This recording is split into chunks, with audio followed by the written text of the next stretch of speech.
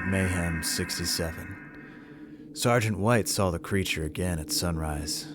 He was lying in the back of a van painted with nude cherubs and words no one remembered writing, surrounded by unconscious bodies and incense smoke. Someone's tambourine was bleeding again. It always came at dawn, just when the acid was slipping and the music got too quiet to cover the screaming. They called him Sarge, even though he hadn't worn a uniform in 2 years. The war still clung to his sweat like jungle rot. He sold tabs now, truth wafers he called them, as if the right trip might rewrite what he saw in Nam. But some truths never leave. Some truths hatch. Vietnam, 1965, Cu Chi Province, just outside the tunnels. White's boots sank into mud that smelled of blood and iron. He hadn't slept in 48 hours. None of them had. Davis was trying to dry out his socks over a fire made from ammo crates. Jackson had carved spirals into his helmet with a pocket knife. "Hear about the new stuff?" Davis asked, licking his fingers. "MK Ultraviolet. Comes on purple tabs. Supposed to boost focus. Unofficial issue." White lit a cigarette and said nothing, but he'd heard. Whispers, mostly, about trips that didn't end, about things crawling through. You could see him if you were high enough. Sounded like a load of bullshit, but there was no harm in trying. They dropped him that night, the whole squad. Thought it'd be a laugh.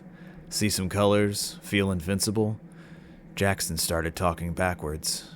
Davis laughed so hard he broke 2 ribs. His eyes bled dry. They buried him in the rain, sliding through the mud, and everyone else was laughing too. And White saw it. First through night vision, red-tinted jungle, the static hum, the shape, like meat stretched wrong, a mouth too wide, no real eyes, just voids that seemed to pulse with sound. It didn't walk per se, but rather seemed to slither on 2 feet. Every time White blinked, it moved closer, but it never got any closer. Not actually. It whispered in pulses, like radio fuzz, a breath behind his thoughts, huffing on his neurons. The jungle wasn't right again, even when they made it out. Even when the debriefing officer told White it was all a bad trip, he was sent home with a bronze star and a prescription for lithium. California, 1967. 2 years later, he was back on American soil, guiding other people through the mind maze. Sarge's truth wafers were popular. Stronger than Owlsey's, they said, made you see things. He didn't tell them what he saw before.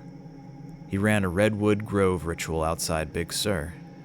Candles, soft sitar music, that hot hippie chick, Starfish, spinning barefoot in a dress made of scarves. He felt peaceful for a moment. Then someone, barely more than a kid, began to mumble something. "It wears a song now. It wears a song." Jackson had said the same before his tongue split. White froze, the fire dimmed though no wind stirred.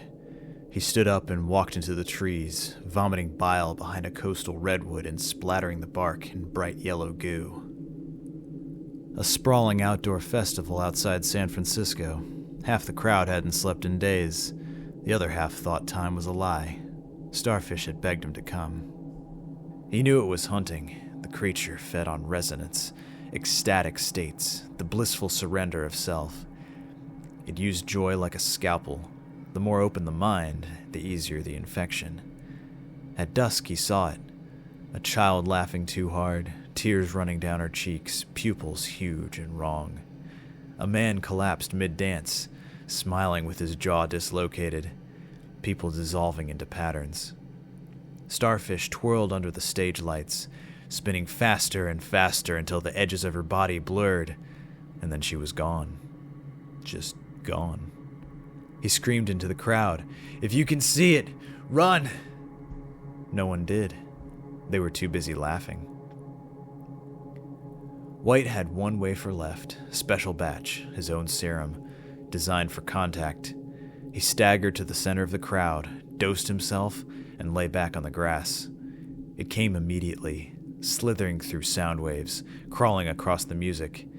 He met it inside his mind, a space of shattered mirrors and jungle heat.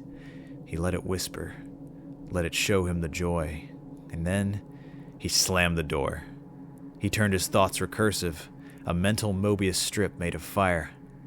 I was the door, he whispered into his brain, where he knew it could hear him for sure, but I can be the lock too. And then, light, or maybe just silence. Moonlight Mayhem, 1968. Celine hadn't made it to the festival last year, but she hums a song she doesn't remember learning. In the distance, someone strums a guitar. That's it, Rob tells her. The one they played last year. I had to leave early, though. Didn't get to hear the whole set. People are starting to gather. The smiles come slowly. Wide, calm, stretched from ear to ear. Somewhere, a key plays, low and static.